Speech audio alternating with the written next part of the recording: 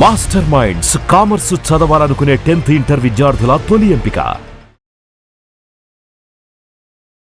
అందరికీ నమస్కారం. నా పేరు మాధురి. మీరు చూస్తుంది సుమన్ టీవీ నెట్వర్క్. ప్రస్తుతం మనతో పాటు ఉన్నారు తోడు నీడ ఫౌండేషన్ రాజేశ్వరి అమ్మగారు. నమస్కారం అమ్మా. నమస్తే అమ్మా.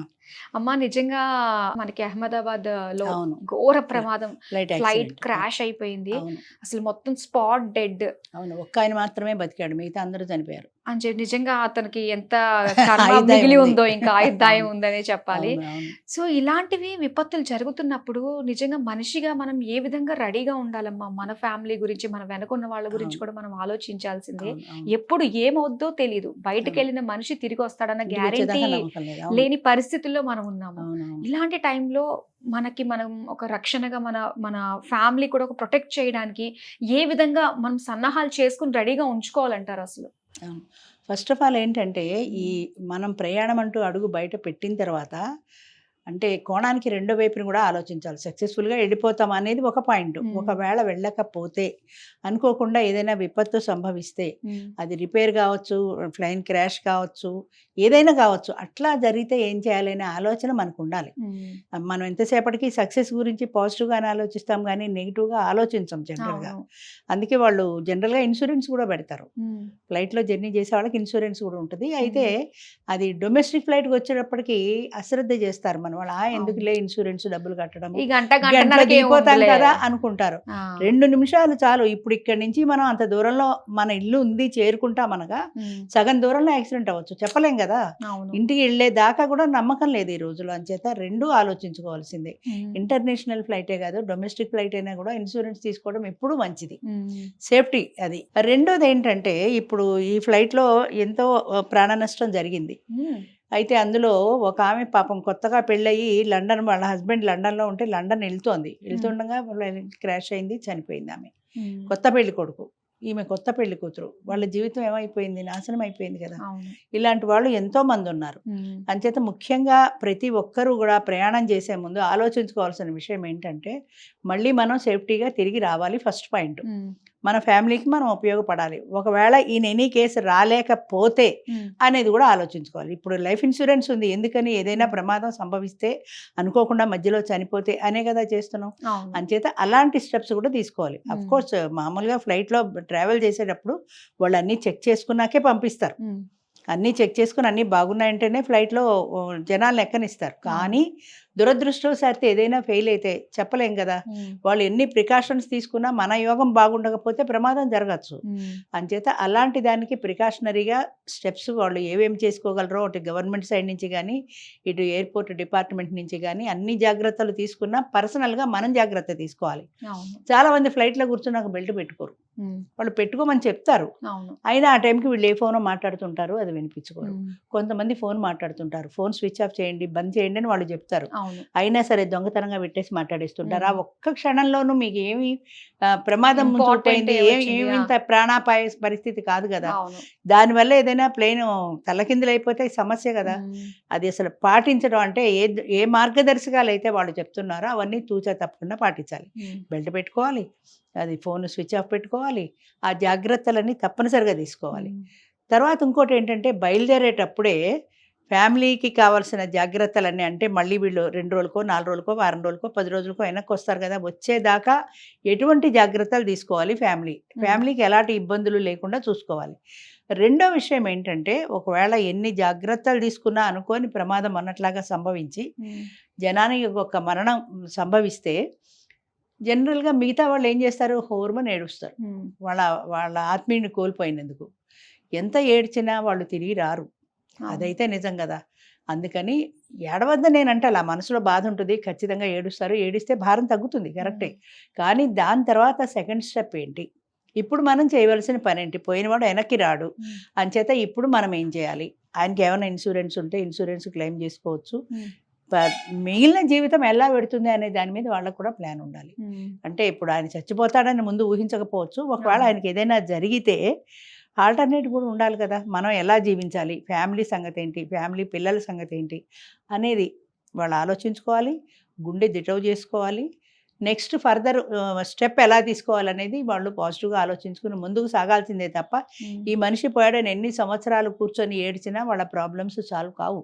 పెళ్ళిడికి వచ్చిన పిల్లలు ఉండొచ్చు, కాలేజీకి వచ్చిన పిల్లలు చదువులు ఉండొచ్చు, వాళ్ళ ఫీజులు, పుస్తకాలు, అమ్మాయి పెళ్లి ఖర్చులు ఇన్ని ముందు ఉంటాయి. మీరు ఏడుస్తూ కూర్చుంటే ఇవన్నీ రావు కదా. అంచేత వాటన్నింటికి ఎలా మార్గం ఉంటుంది. ఇప్పుడు ఆయన లేడు అనుకొని నేనే కొంగు బిగించి ముందుకు నడపాలి ఇంటికి యజమానురాల్ని నేనే ప్రస్తుతానికి అని ఆవిడ ఆ భార్య ఎవరో కన్సర్న్ పర్సన్ ఎవరైతే ఉంటారో ఆ ఇంటి పెద్ద ఆ బాధ్యతను తీసుకోవడానికి ముందుకు రావాలి. నేను నడిపించలేను, నేను తీసుకోలేనని ఏడిస్తే ప్రయోజనం లేదు కదా. అంచేత ఏడవడం ఒకటే కాదు, దాని తర్వాత తీసుకోవాల్సిన స్టెప్ కావాల్సినటువంటి ధైర్యం, సాహసం వీళ్ళకు ఉండాలి. ఫ్యామిలీని చూసుకోవాలి, దాన్ని నేను ముందుకు తీసుకెళ్ళాలి అనేటువంటి ఒక నమ్మకం వీళ్ళకు ఉండాలి. ఆ నమ్మకంతో మిగతా వాళ్ళని ఓదార్చుకోవాలి. నేనున్నాను, మీకేం భయం లేదనే భరోసా ఇవ్వాలి. దానికి తగినట్టుగా వాళ్ళు ముందుకెళ్ళాలి. లేకపోతే ఎంత ప్రయత్నం చేసినా కూడా పోయిన వాళ్ళు తిరిగి రారు, మనం ఏమి చెయ్యలేం. అందుకని వాళ్ళకి కావాల్సింది ఏంటంటే మెయిన్లీ కాన్ఫిడెన్స్. అంటే గుండెల్లో పొంగుకొస్తున్న దుఃఖాన్ని అదిమి పెట్టుకొని మిగతా ఫ్యామిలీ గురించి ఆలోచించాల్సిన బాధ్యత మిగతా వాళ్ళకు ఉంది.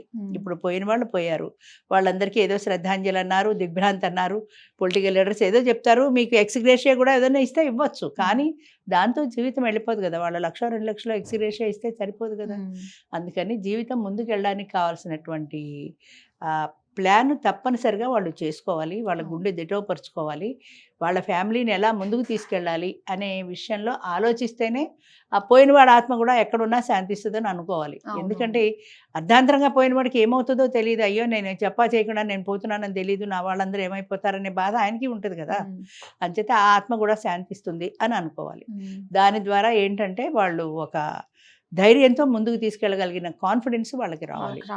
అది అలానే ఏంటంటే చాలా మంది మీరు అన్నట్టుగానే ఎక్కడ వేలు పెట్టి కొనుక్కున్న దానికి ఒక 100లో మనకి ఇన్సూరెన్స్ చేసుకోవడానికి బాధపడుతూ కొంతమంది బయట కూడా అసలు చాలా మంది హెల్త్ ఇన్సూరెన్స్ లేని వాళ్ళు కూడా ఎంతో మంది ఉన్నారు. అవును, ఎందుకు ఇప్పుడు బాగానే ఉన్నాను కదా, ఎందుకు లేని నష్టం అనుకుంటారు.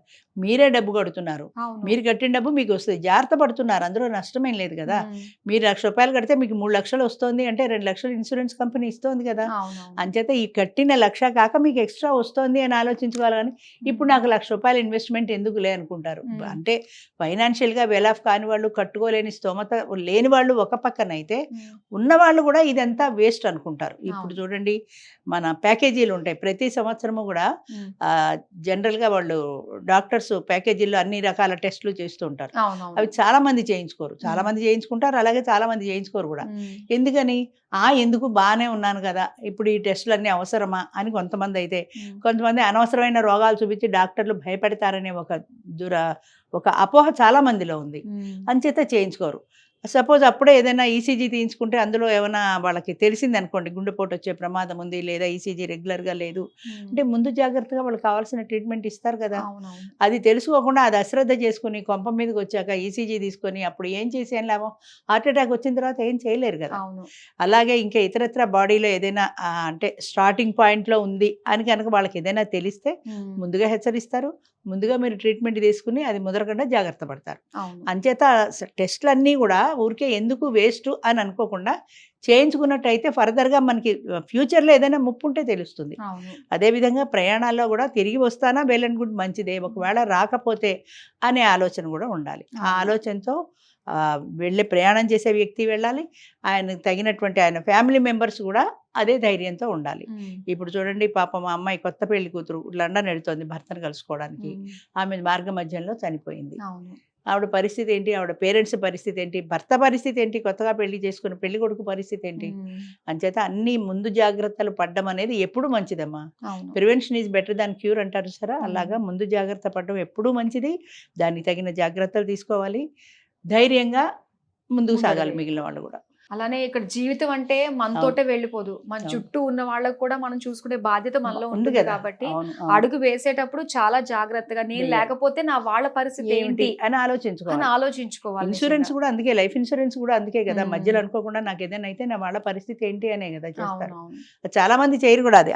ఎందుకు డబ్బులు దండగాని, నువ్వు డబ్బు అక్కడ మదుపు పెట్టుకుంటున్నావు, జాగ్రత్త పెట్టుకుంటున్నాననే నమ్మకంతో ముందుకు వెళ్ళాలి, డబ్బులు దండగా అనుకోకూడదు. నిజంగా ఇప్పుడు తెలిసి వచ్చిందమ్మా అసలు ఇలాంటి ఇన్సూరెన్స్ ఖచ్చితంగా ఉండాల్సిందే అని చెప్పేసి. అలా So- ఇన్సూరెన్స్ ఉంటే కొంతవరకు సేవ్ అవుతారు కనీసం. అవునవును.